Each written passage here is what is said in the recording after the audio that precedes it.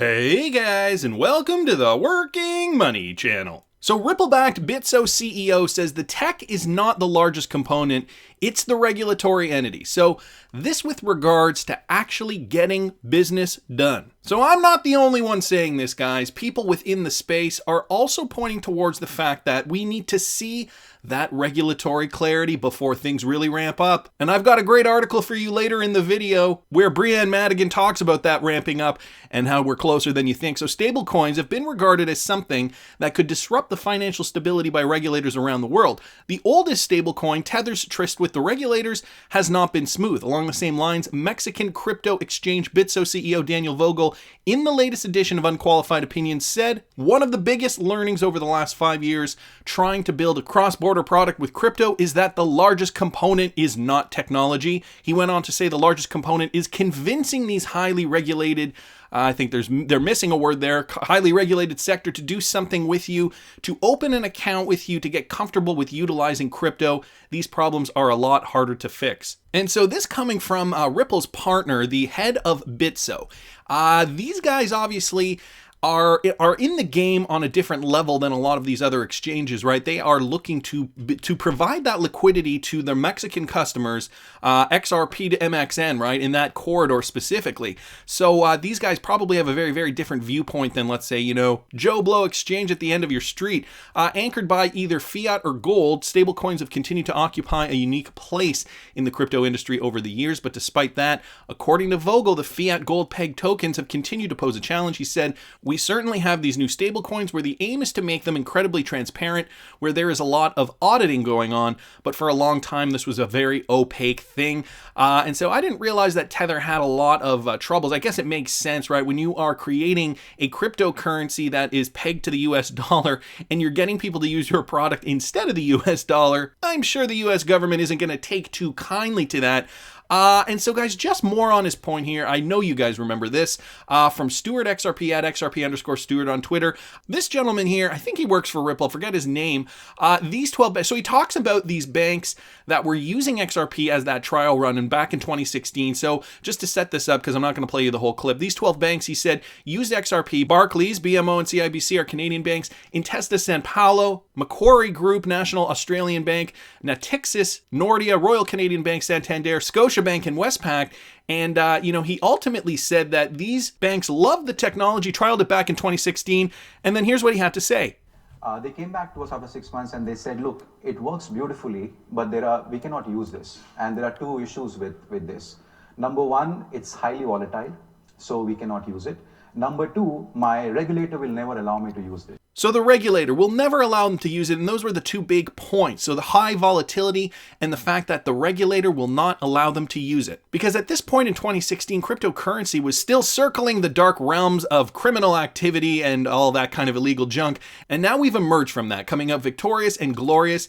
And regulators are looking now to get serious with this. They realize it's the future. So 2020, a very different time than 2016. And it's that tipping point for regulatory clarity that's really going to push, I think, a lot of cryptos over the top. This from XRP Crypto Wolf. Ripple Spring just launched a developer relations forum, which is the new Spring Dev Forum. The forum makes it easier for Interledger and XRP developers to access blockchain and crypto assets through technical support, sample code, video demos, tutorials, and more. So this just released here. Devs, we're listening. What the Spring Initiative essentially wants to do is further engage the growing developer community across the world. We are rolling out a forum and community page as part of a new function at Spring called the Developer Relations, DevRel for short. What is DevRel? Good question. At Spring Product and Engineering, it is the heart and soul of our team and makes up over 80% of our headcount. Given that, we think of DevRel as the ears and mouth of Spring. We also believe that we have 2 ears and 1 mouth for a reason, to listen more than we speak. So guys, this more support for XRPL developers, and they want to, focus on content, events, and support. They are producing content, they are producing demos, they are giving the support they need to the XRP developer community in order to make their lives easier when developing on the XRPL. So guys, this is great news for the XRP ecosystem, helping those developers, giving them the resources they need in order to get them to where they need to be. And so you got to think to yourself, right? I always love thinking in terms of film because I'm a filmmaker myself. And if you're on a journey to make a feature film, for example, and you have $100, how easy is it for you to make that feature film? Let's say you have $100 and 5 friends. You're going to really start to scrimp and save and see where that $100 will get you. You're going to borrow some gear maybe or some locations for free. You're going to pull a lot of favors from the 5 friends that you have and maybe some family members. But now let's think if you had $100,000 and you're looking to make a feature film and you have 25 or 30 friends willing to, maybe some are willing to help out for free. Some are maybe willing to get paid just a nominal amount. That makes your journey a lot easier. So this is exactly what's happening here with the Spring Initiative. Making that journey easier for the XRP developers working in the ecosystem ultimately to be successful at helping them achieve their end goal. First it was with the financial grants, now it's with that support, that extra support, video tutorials, a platform where they can ask questions, everything they need in order to really knock it out of the park and to make the best products they can. But then I saw this, guys, on Twitter. I forget who it was, and it's just a link to Amazon here to a Kindle book. And here's the title of this book, The Crisis of World Economic Collapse in 100 Years and the Ripple Revolution, the Evolution of Cryptocurrency and the Currency War in the Fourth Industrial Revolution. Wait, what? Yeah, this is a book by, the author's name is White Dog, obviously going under a pseudonym.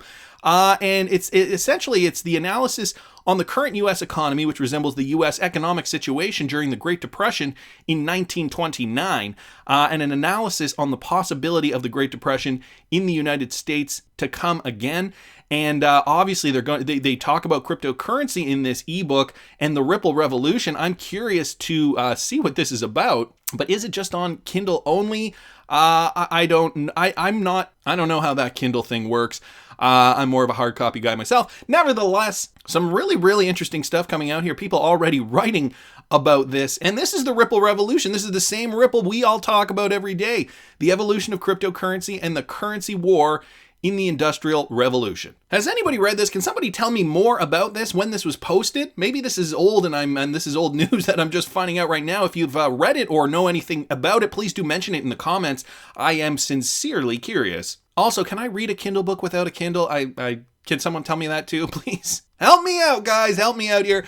And finally, this from the Daily Hodl, and this I think is something we should be really, really excited about. Ripple says the tipping point to critical mass adoption of XRP and crypto assets is moving closer. That's right, Ripple's head of global institutional markets, Breanne Madigan, says that the institutional grade infrastructure for crypto assets is well on its way to a tipping point. The moment when critical mass adoption in financial markets will exponentially accelerate. XRP has boasted, so this is the quote, XRP has boasted tremendous growth as a global payments asset in the last year or two. However, the growth potential of transformational technologies tend to unfold exponentially. Okay, so right now you guys know what exponential growth is. Right now we're seeing it right now we're in the first year or two, we're seeing it kind of, move along slowly, if you can imagine this being a very, very simple graph. But exponential growth is on the horizon, says Breanne Madigan, and soon we will see that parabolic shift, okay? Linear growth just goes up straight like this, but exponential growth within cryptocurrency adoption within the financial sector is what they are planning to see. So we're going to see this big boom for cryptocurrencies. And more importantly, XRP adoption. The quote goes on to say, therefore, the markets tend to overestimate the impact in the short term. Hint, hint, maybe some people overexcited in the XRP community, but underestimated in the long run. As institutional grade infrastructure continues to be built, the real world problems are increasingly solved using digital assets like XRP. The tipping point to critical mass adoption is constantly moving closer. Then Breanne Madigan points out such big players like TD Ameritrade, JP Morgan, and Fidelity, and how these institutional names are going to ignite crypto's next wave of participants and investors and deliver new financial instruments such as futures and derivatives. For now, digital asset markets are still catching up with the hype surrounding companies like Ripple that aim to transform the payments industry. The real-time gross settlement firm is working to leverage its strategic investments and collaborations over the last 2 years to boost XRP's growth as a global asset for executing near-instant cross-border transactions. And so down here they talk about Steven Mnuchin, an outspoken critic on Bitcoin, is starting to see the benefit in the space. And this is just another quote from Breanne Madigan at the 2020 World Economic Forum. Secretary of the Treasury Stephen Mnuchin referenced this progress. He spoke about the impact of digital assets. There are benefits to cross-border payment systems and lowering costs for consumers and businesses.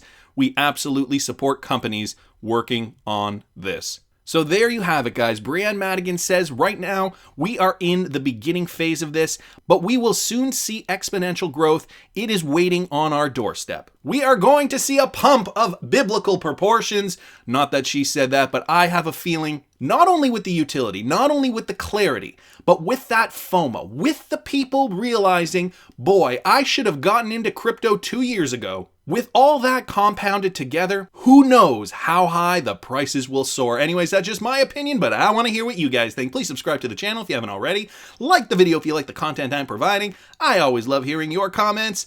See you in the next one, guys.